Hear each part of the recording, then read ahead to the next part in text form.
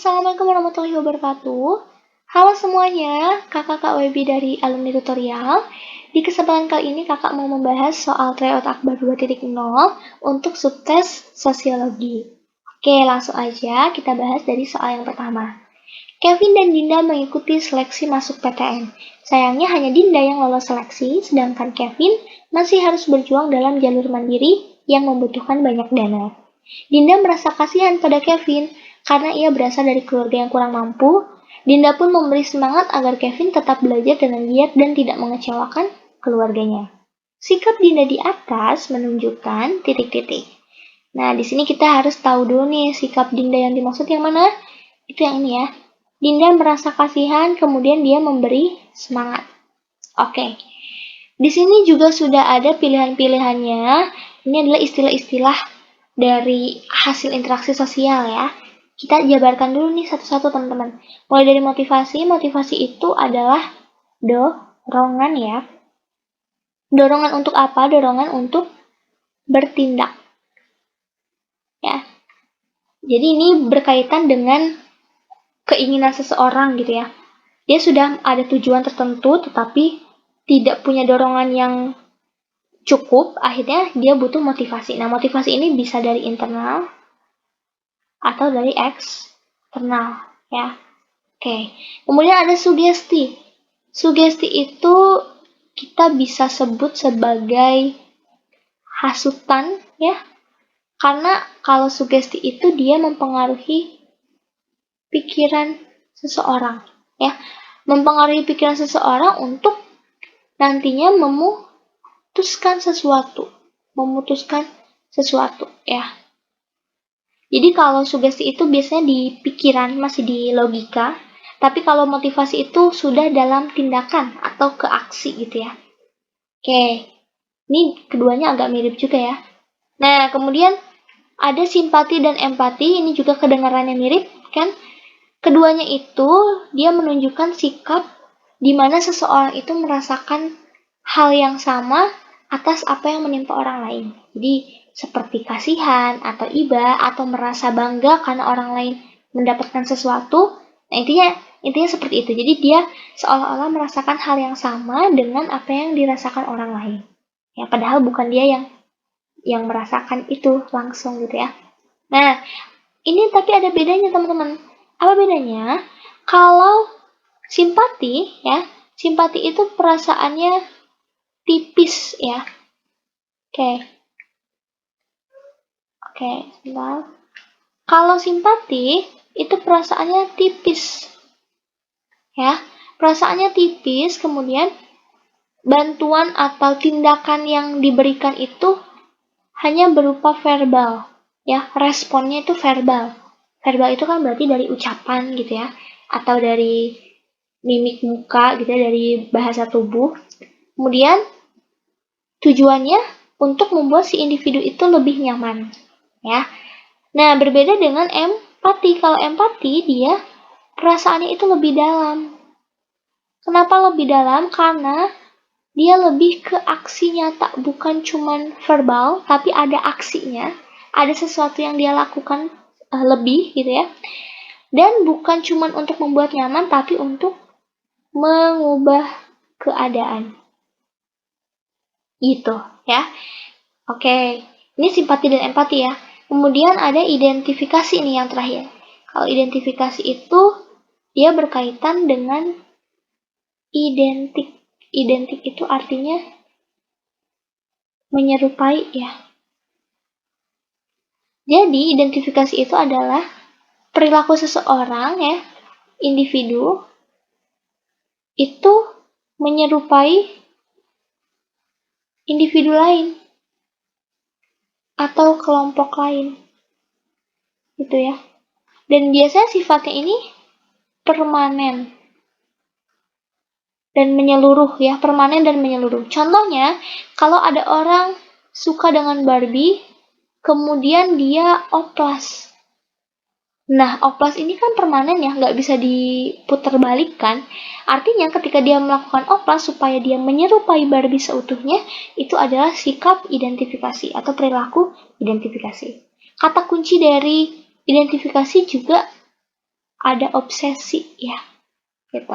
Nah, lawan dari identifikasi ada namanya imitasi ya. Ada namanya imitasi.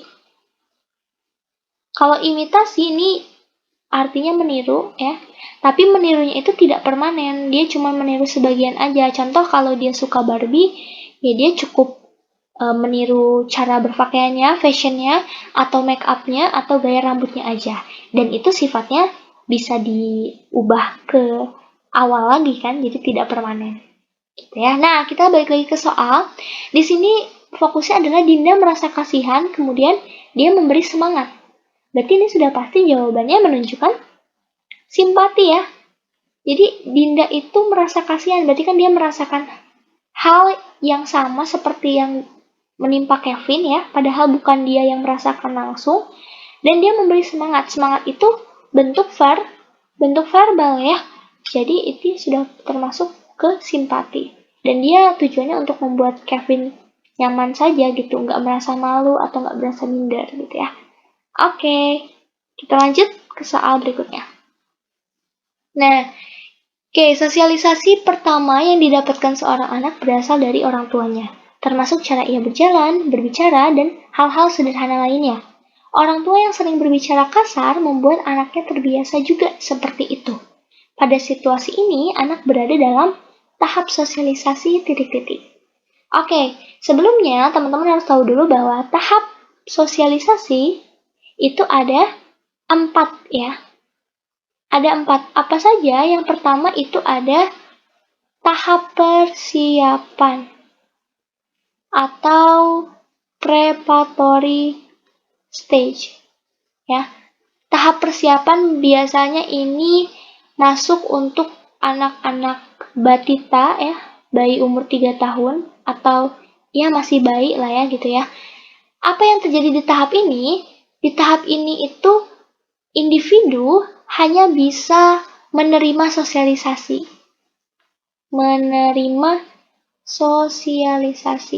Maksudnya gimana? Maksudnya ya contohnya bayi nih ya.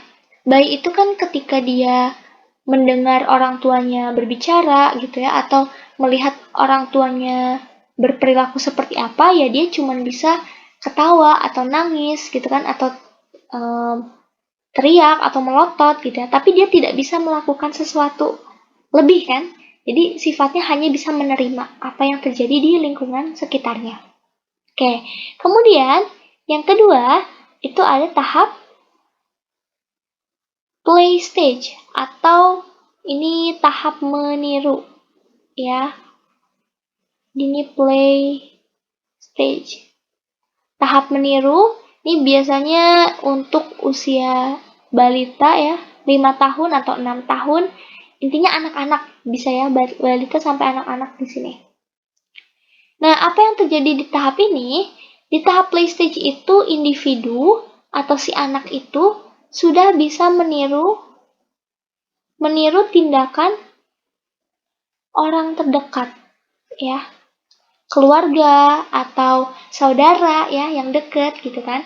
Nah, ini dia sudah mulai meniru tindakan, berarti dari ucapan, dari perilaku ya, dari misalkan logat bicara gitu. Kalau ada anak melihat orang tuanya cara ngomongnya seperti apa, dia pasti ngikutin. Nah, ini udah kelihatan ya, ini adalah jawaban dari soal ini ya.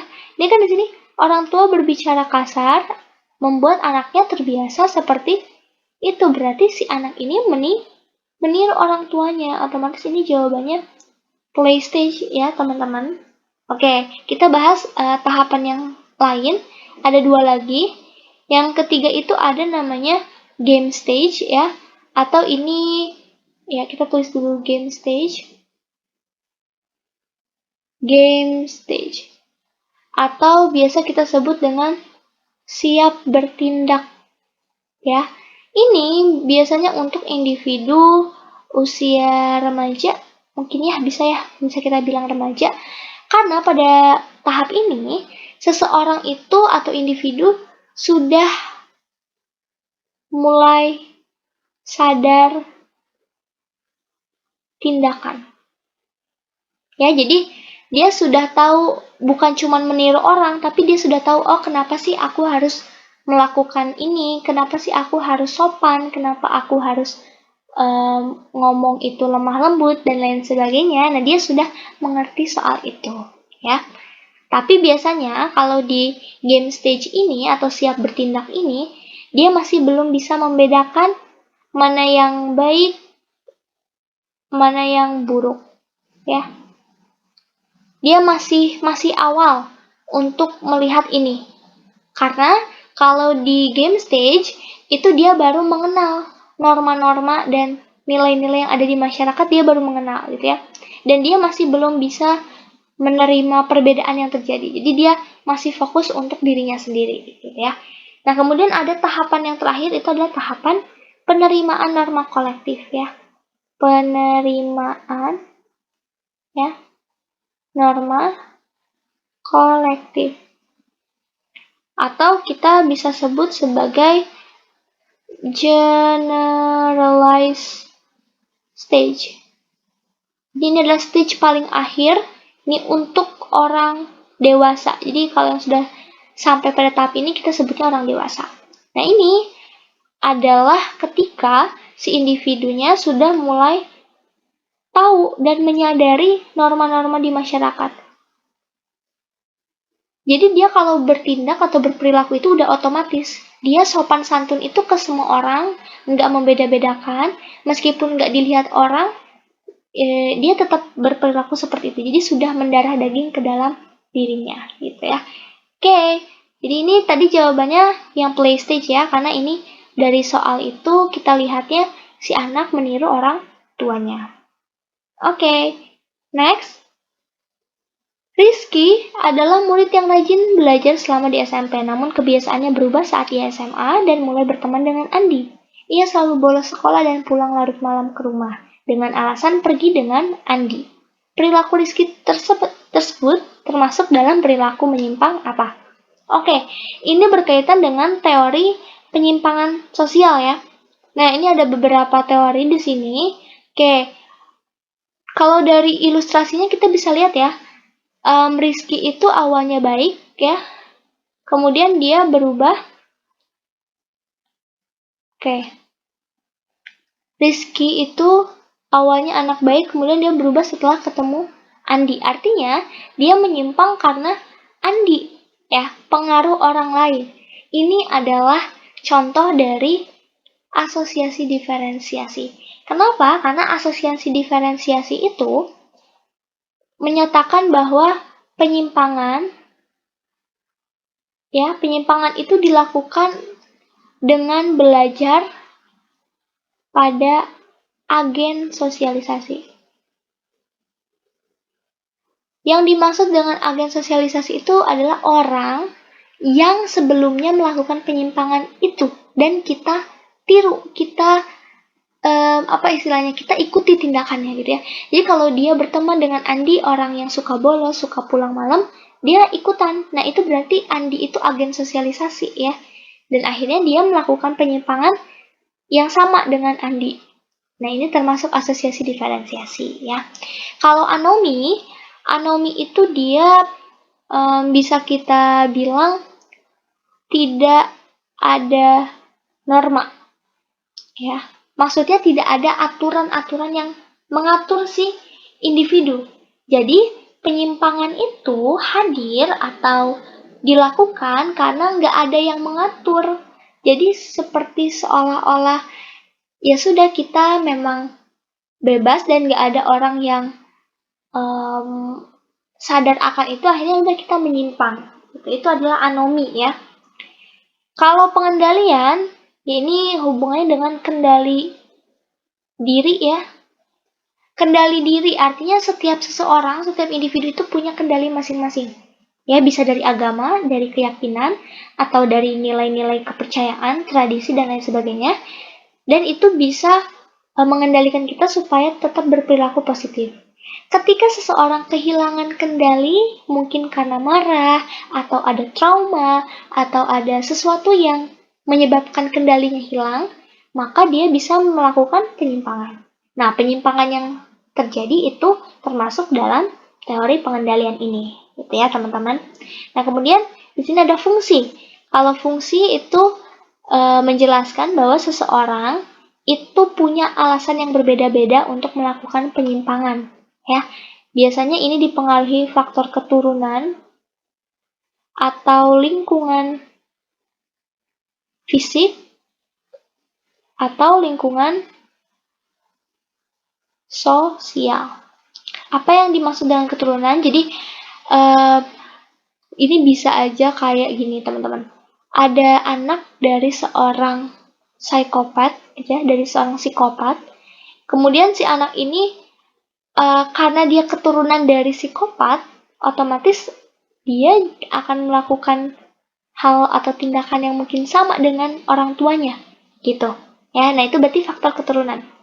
Kalau lingkungan fisik, orang tersebut melakukan itu karena dia tinggal di tempat tinggal atau wilayah yang mendukung. Contoh, kenapa ada orang yang melakukan kejahatan pemancingan ilegal? Karena mungkin dia tinggal di dekat pantai atau di dekat laut dan profesinya mungkin nelayan, akhirnya mendukung. Nah, itu contoh dari lingkungan fisik. Atau dia tinggal di kota padat seperti Jakarta. Nah, itu kan kriminalitasnya tinggi kan? Itu juga termasuk lingkungan fisik ya.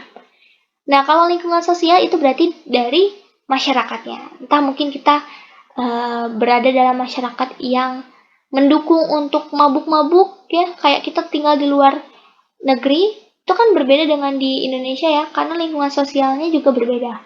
Tuh. Kemudian terakhir ada labelisasi. Kalau labelisasi itu dia hubungannya dengan cap ya, jadi seseorang melakukan penyimpangan itu karena dia dicap begitu. Contoh ketika ada teman kalian itu sering bolos gitu ya. Sering bolos, akhirnya orang-orang itu menganggap dia sebagai tukang telat. Ya, atau tukang ya sering bolos berarti nggak masuk ya. Ya karena dia sering bolos, dia akhirnya dicap anak bandel misalkan atau anak nakal. Otomatis ya sudah si orang yang bolos ini dia seolah-olah seperti sengaja gitu. Ya udah deh aku bolos aja karena orang juga udah ngiranya aku anak yang bandel gitu. Jadi disengajakan gitu ya. Nah, itu dari labelisasi. Oke, itu penjelasan untuk nomor 3. Next.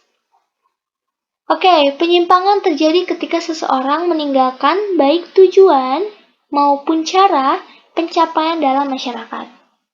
Contohnya seorang gelandangan yang berusaha mengasingkan diri dari masyarakat. Nah, hal ini termasuk bentuk adaptasi apa? Oke.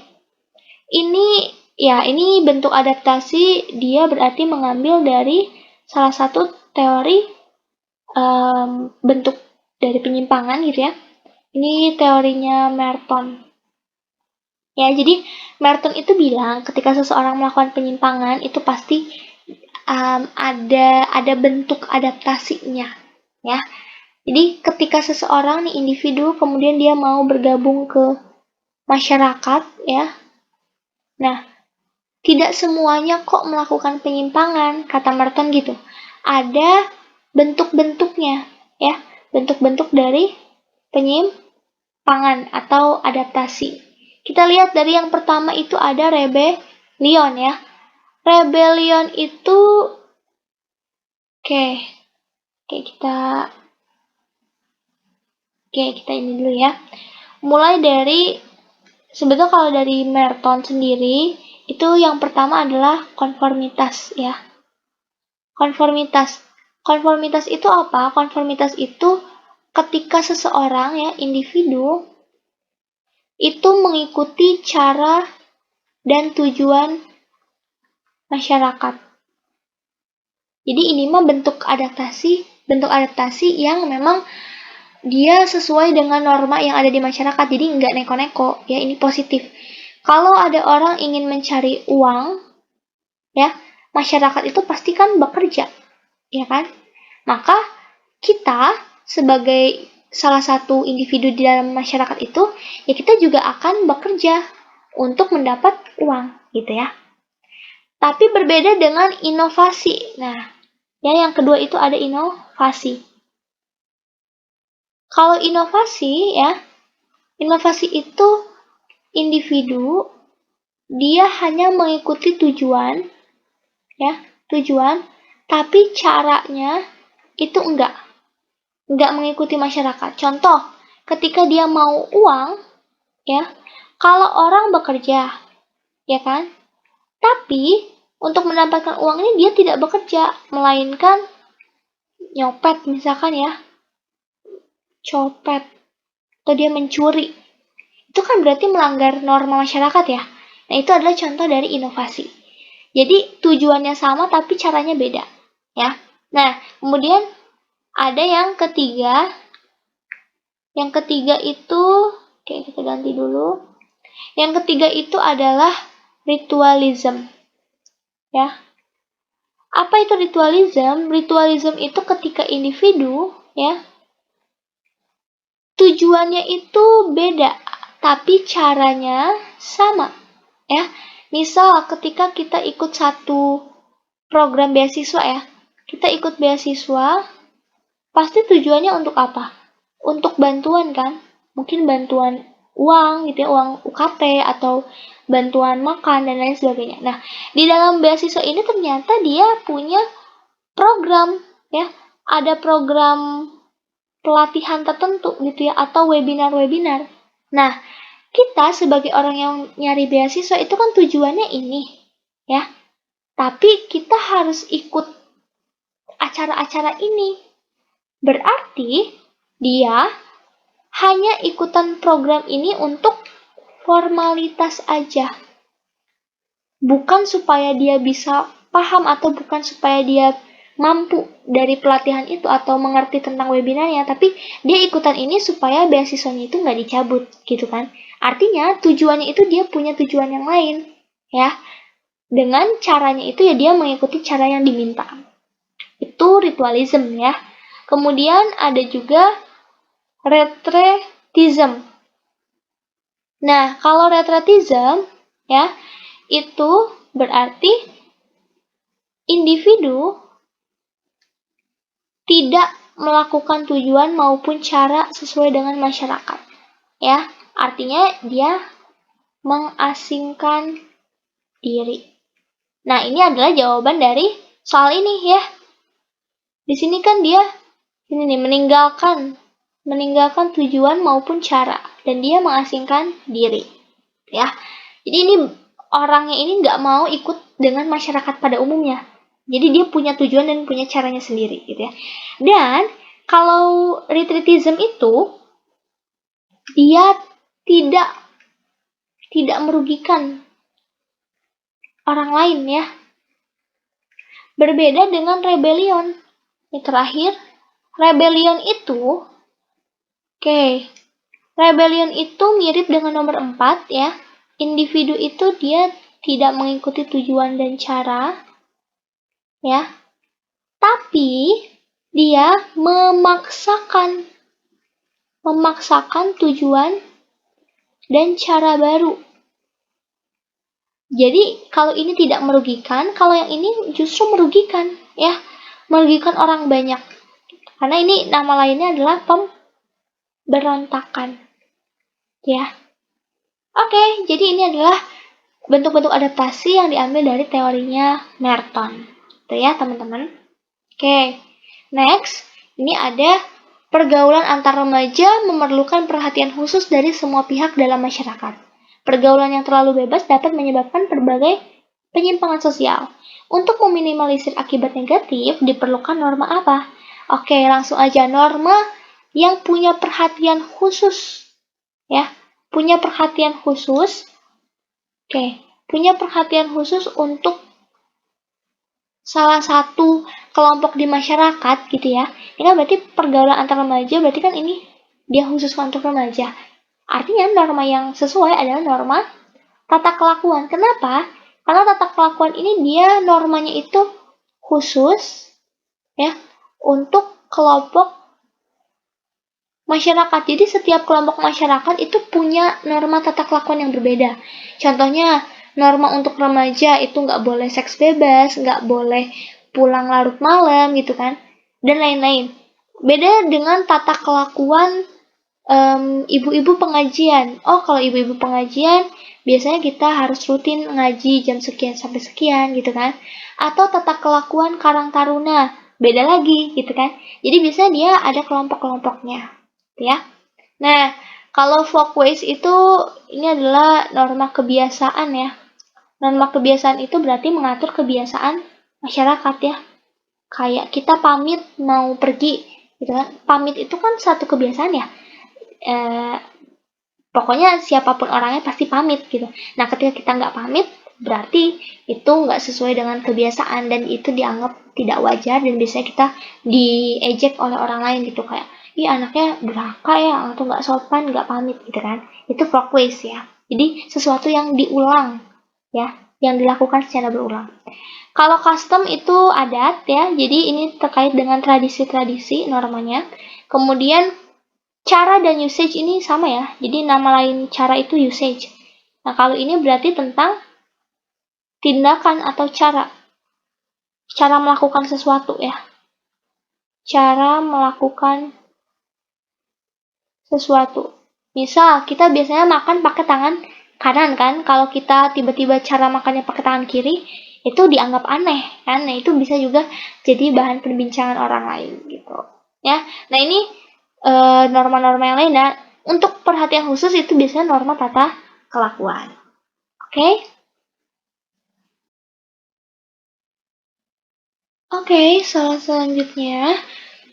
Di sini ada perbedaan mendasar dari stratifikasi sosial dan diferensiasi sosial adalah, dari 4 pernyataan mana yang betul ya? Nomor 1, stratifikasi adalah struktur vertikal, sedangkan diferensiasi adalah struktur horizontal. Ini betul ya teman-teman. Kenapa betul? Karena kalau misalkan kita gambar ya, stratifikasi itu kan begini piramidnya. Ada yang kaya, menengah, dan miskin, gitu kan. Tinggi, sedang, rendah. Nah begini ya. Kalau diferensiasi itu, ini stratifikasi. Kalau diferensiasi bentuknya begini teman-teman. Ya, ada laki-laki, ada perempuan. Sama aja kan, nggak ada yang lebih tinggi, nggak ada yang lebih rendah, gitu ya. Jadi ini horizontal. Jadi betul ya nomor 1. Kemudian nomor 2, mobilitas terjadi pada stratifikasi sedangkan diferensiasi cenderung tetap. Mobilitas pada stratifikasi betul ya, karena yang di bawah ini dia bisa berupaya untuk naik ke status yang lebih atas gitu kan. Ataupun yang dari atas itu dia bisa turun ke status yang di bawahnya. Gitu. Jadi mobilitas di sini betul. Nah, gimana kalau di diferensiasi apakah bisa ada mobilitas? Bisa teman-teman ya. Bisanya bagaimana? Kalau sekarang itu kan laki-laki ada tidak yang bisa bercampur dengan perempuan? Bisa, dia bisa bercampur ketika menikah kan? Ya, jadi kaum laki-laki bisa bercampur dengan kaum perempuan kalau adanya pernikahan gitu. Jadi ada mobilitas di situ. Atau di sini misalkan kita gambar ada suku Jawa, ada suku Sunda. Apakah bisa suku Jawa ini bersatu dengan suku Sunda atau dia menjadi suku Sunda dan begitupun kebalikannya? Bisa ketika di sini ada akulturasi gitu ya. Akulturasi atau ada asimilasi ya. Pencampuran dua budaya ya. Oke, jadi ini bisa ya. Akulturasi itu ketika dua budaya bercampur tetapi masih ada unsur masing-masing ya. Jadi tidak melebur. Di A tambah B sama dengan AB, itu akulturasi. Tapi kalau asimilasi, A tambah B jadi C, dia menjadi budaya baru. Kalau yang ini budaya lamanya masih ada ya. Jadi intinya masih tetap bisa ada mobilitas di diferensiasi ya. Itu. Oke, atau lebih gampangnya lagi mobilitas dalam diferensiasi itu, ini ada tukang ojek pangkalan dengan ojek online. Ya, ini kan berbeda kan, tapi kan tidak ada yang lebih tinggi atau tidak ada yang lebih rendah. Apakah bisa ojek pangkalan ini kemudian jadi ojek online? Bisa. Apakah bisa yang ojek online ini jadi ojek pangkalan? Bisa juga, gitu ya. Jadi ada mobilitas di sini. Makanya nomor 2 ini salah. Oke? Nah, kemudian nomor 3, diferensiasi memperlihatkan perbedaan sedangkan stratifikasi membedakan. Itu betul ya teman-teman. Yang namanya memperlihatkan perbedaan berarti itu memang keadaannya yang membuat mereka berbeda ya. Laki-laki dan perempuan memang fisiknya berbeda kan, makanya kita bedakan. Suku Sunda dan suku Jawa juga memang berbeda dari tradisinya, maka kita bedakan. Tapi kalau stratifikasi antara orang kaya dan orang miskin sebetulnya kan sama saja ya, tapi orang-orang itu membedakan dengan sengaja. Oh, kalau yang kaya itu pendapatan per bulannya harus sekian. Oh, orang miskin itu ketika dia di bawah UMR. Nah, itu kan kalau kita tidak dibedakan, kita tidak punya standar khusus, ya kita melihat orang yang kaya sama miskin sama aja kan? Ya dong, sama kan?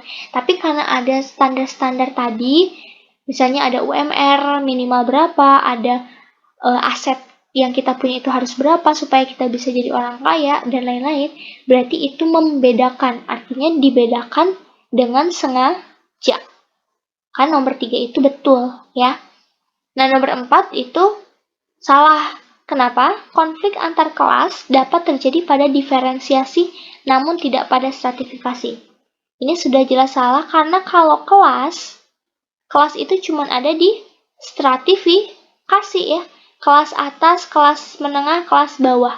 Kalau di sini di diferensiasi itu tidak ada kelas karena posisi atau statusnya itu sama sejajar ya. Jadi yang betul di sini nomor 1 dan 3 ya. B ya, teman-teman.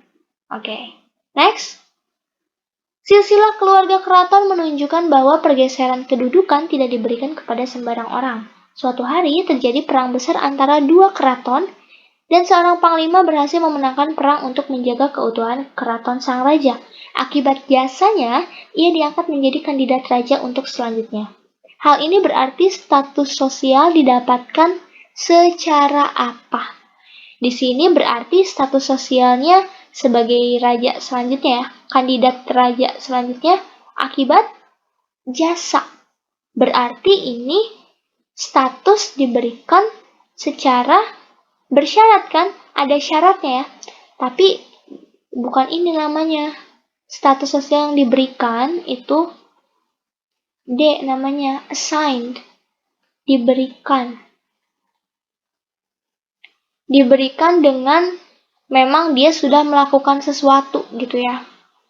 Ini cara mendapatkan status sosial itu achieve, assign, dan ascribe ya teman-teman. Nah, kalau yang diberikan langsung mandatnya itu artinya assigned ya.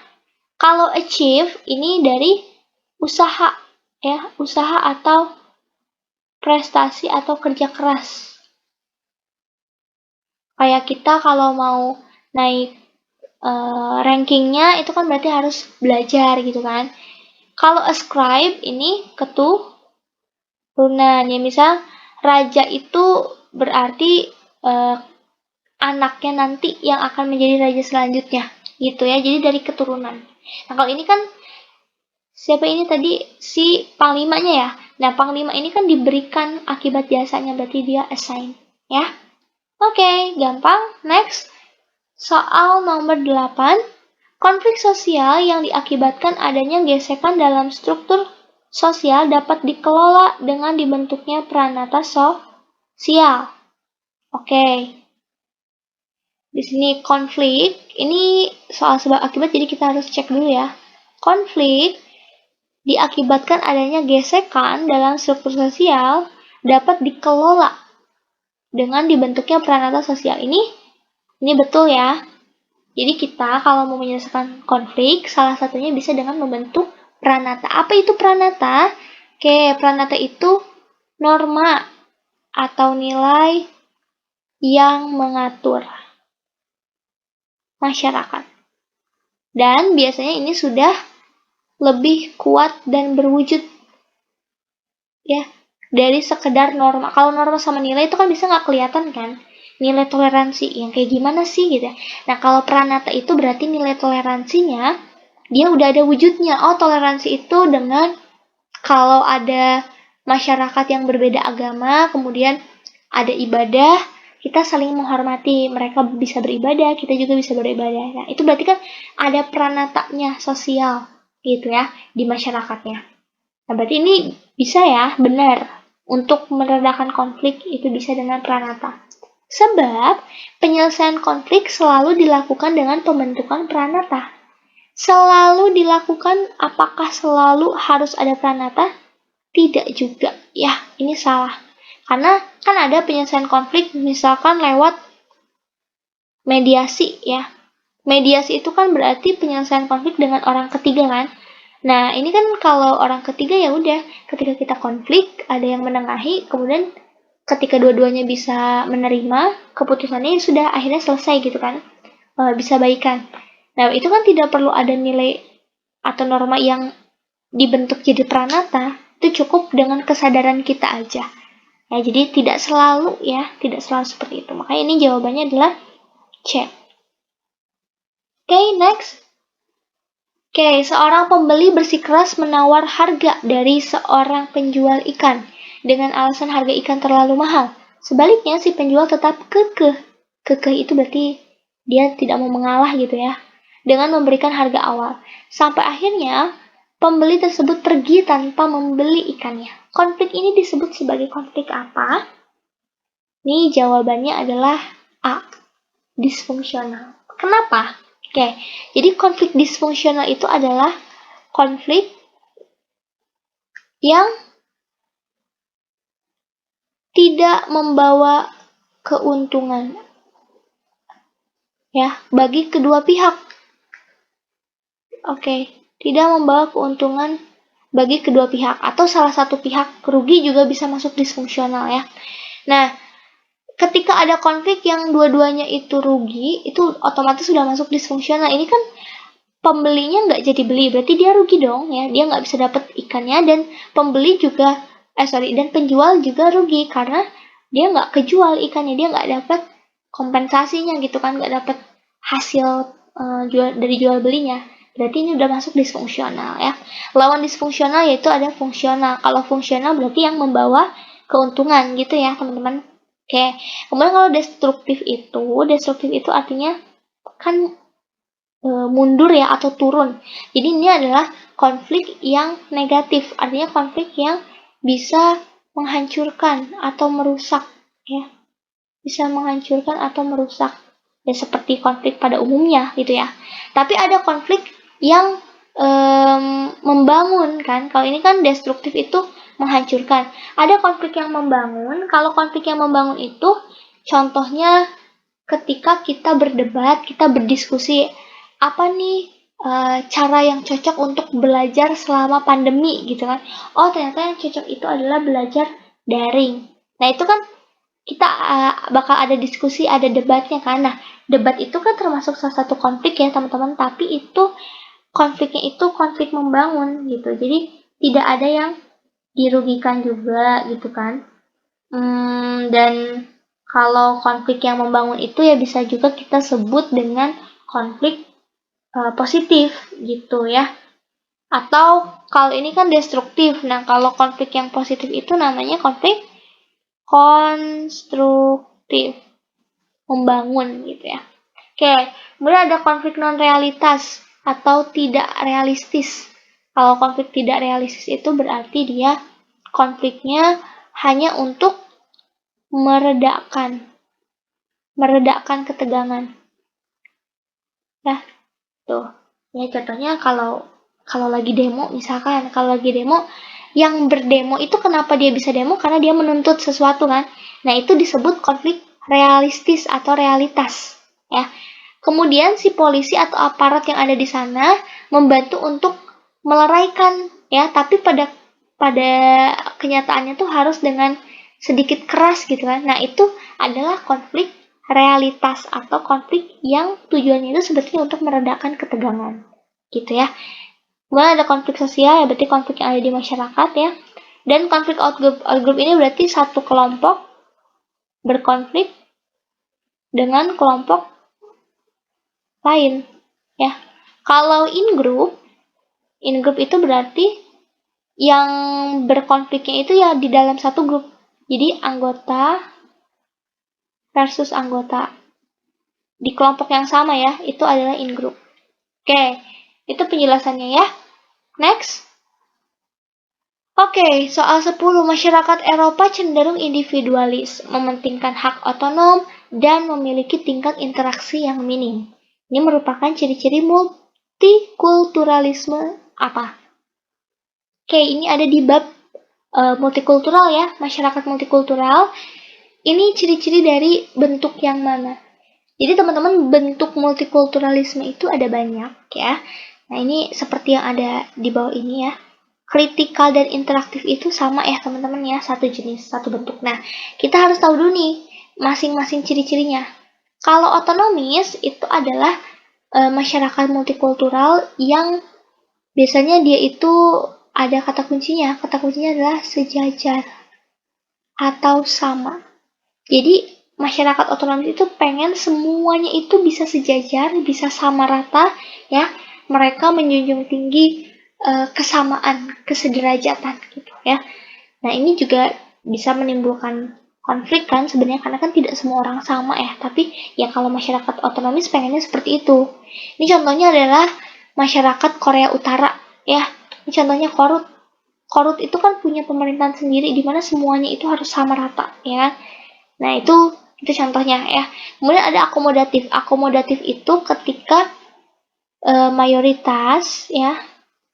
Mayoritas itu memberikan minoritas ya, memberikan minoritas hak kebebasan ya.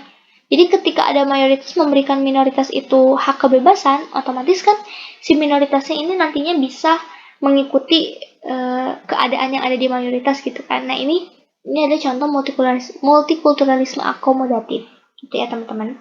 Nah, kemudian ada kritikal atau interaktif. Kalau kritikal atau interaktif ini dia ya kritik, namanya juga ya kritik, berarti harus ada yang dikritisasi. Kemudian interaktif artinya ada timbal balik, dan biasanya kalau di sini tuh banyak sekali perdebatan karena semua orang itu punya perspektif masing-masing. Di sini dia mengandalkan perspektif ya. Jadi setiap masyarakat itu punya perspektif yang berbeda. Nah, sehingga menyebabkan mereka itu sangat multikultural gitu ya, teman-teman. Kemudian yang terakhir ada isolasionis. Nah, isolasionis ini adalah masyarakat yang multikultural ya, yang berbeda tetapi mereka itu cenderung individualis ya. Individualis, mementingkan hak otonom ya atau pribadi, dan biasanya interaksinya itu minim ya.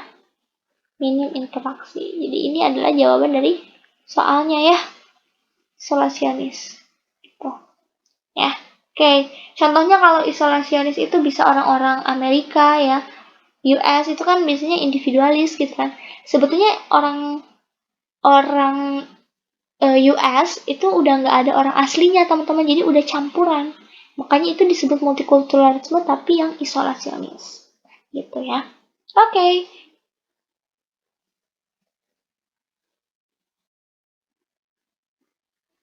Next, soal ke-11. Sebelum proklamasi NKRI dikumandangkan, para kaum muda dibuat panik oleh tragedi penculikan Rengas Dengklok. Insinyur Soekarno ditangkap sehingga persatuan NKRI runtuh total. Agar kondisi tidak semakin memburuk, kaum muda mau tidak mau harus mengambil langkah untuk mengumandangkan kemerdekaan NKRI. Oke, fenomena ini menunjukkan apa? Ini salah satu kenapa Indonesia bisa merdeka gitu ya teman-teman. Nah, ini alasannya adalah yang ya. Integrasi berjalan lambat secara koersif. Kenapa? Karena di sini kan kita mau proklamasi ya. Proklamasi NKRI itu kan berarti dia integrasi kan proses persatuan bangsa Indonesia.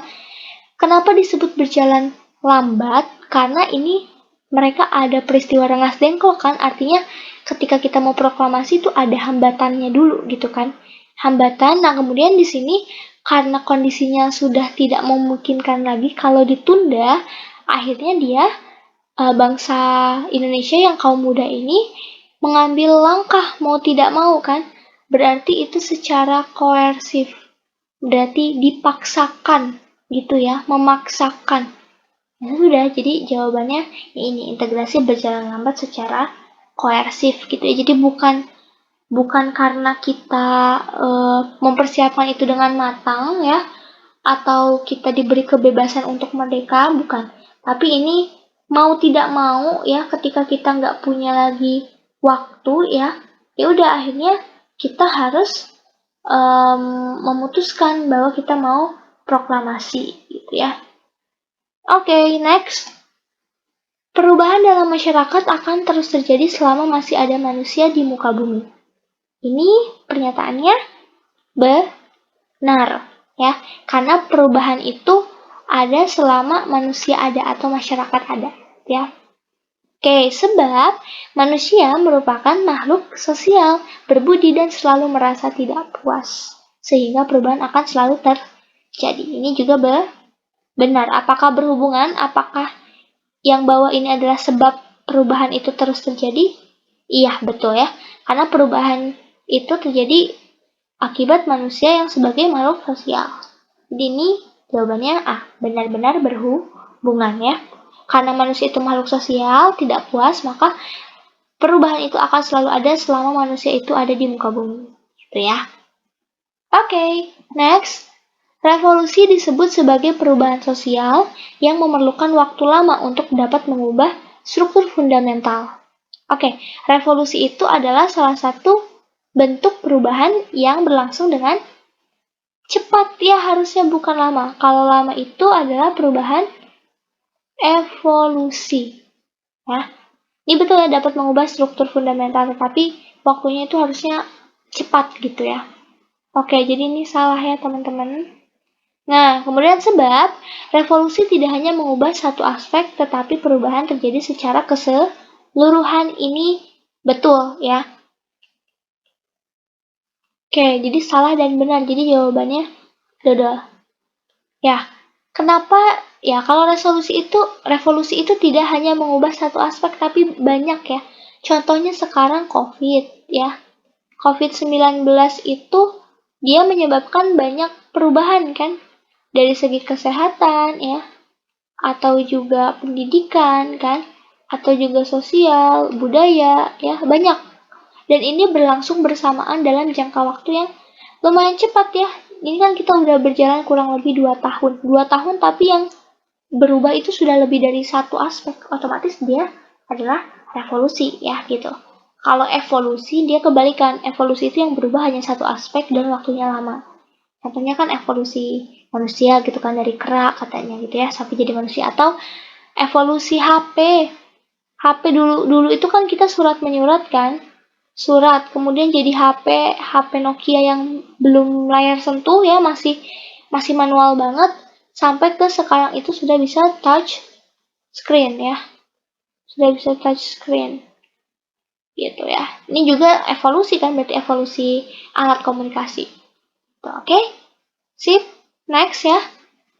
Sistem norma yang memiliki fungsi dan tujuan lebih spesifik dan legal disebut, ini adalah definisi dari lembaga sosial. Jadi lembaga sosial itu adalah sistem norma ya, atau pranata ya, tapi sudah spesifik dan legal. Ya, misalkan pranata sosial itu di kita sudah ada pranata tadi ya, misalkan pranata agama bisa ambil.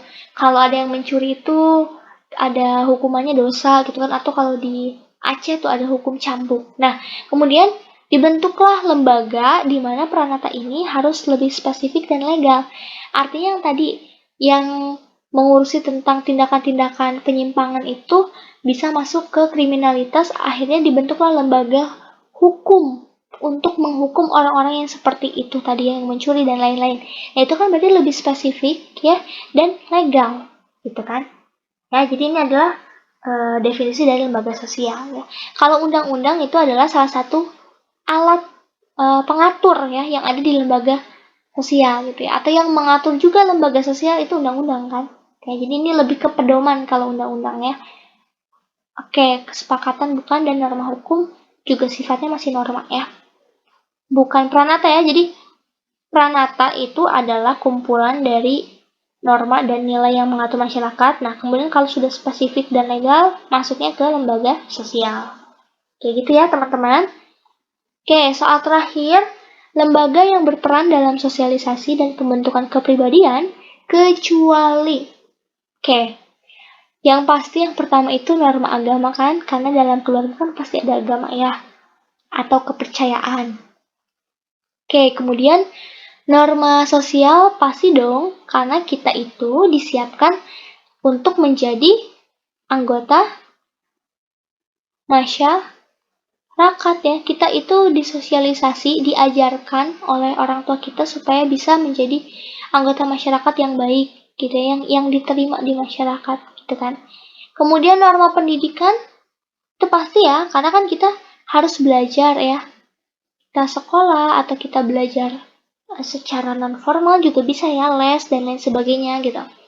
Nah, kemudian mana lagi antara ekonomi dan hukum yang menentukan kepribadian itu adalah norma hukum ya. Karena di norma hukum ini kan ada aturan ya, ada aturan dan larangan kan.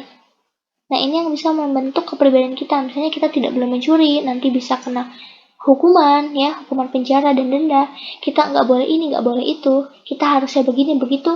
Secara legalnya itu diatur di lembaga hukum. Nah, berarti yang tidak berperan itu adalah ekonomi. Kenapa tidak berperan ya? Ini kan berperannya dalam sosialisasi ya.